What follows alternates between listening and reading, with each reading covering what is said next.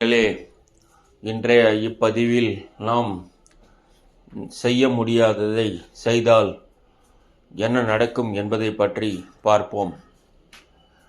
ஒரு ஊரில் ஒரு எறும்பு இருந்தது.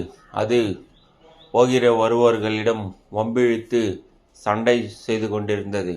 அப்பொழுது அந்த வழியாக ஒரு யானை சென்றது. அந்த யானையை பார்த்தவுடன் அந்த எறும்பு யானை மேலேறி நறுக்கென்று கடித்துவிட்டது. பின்பு கீழிறங்கி அந்த யானையை பார்த்து, உன்னால் என்ன செய்ய முடியும்?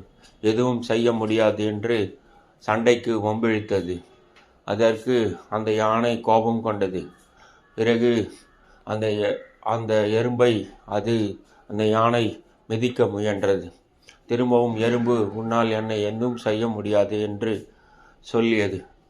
யானை அதனுடைய பலம் முழுவதையும் பிரயோகித்து மிதிக்க பார்த்தது. ஆனால் எறும்பு தப்பித்து சென்று விட்டது. இவ்வாறாக யானை களைத்தது, மூச்சிறைத்தது மற்றும் சோர்ந்து விட்டது.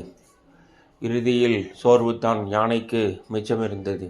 இதிலிருந்து நாம் தெரிந்து கொள்ளும் நீதி என்னவெனில், நம்மால் முடியாததை செய்ய முயன்றால் அது சோர்வில் முடிவடையும். அதாவது நமக்கு நெருங்கியவர்களோ அல்லது எதிரிகளோ உன்னால் முடியும் என்று நாம் செய்ய முடியாததை நம்பிக்கை ஊட்டுவார்கள். அதை தொடர்ந்தால் நமக்கு சோர்வும் களைப்புமே மிச்சமாகும். வெற்றியடைய மாட்டோம்.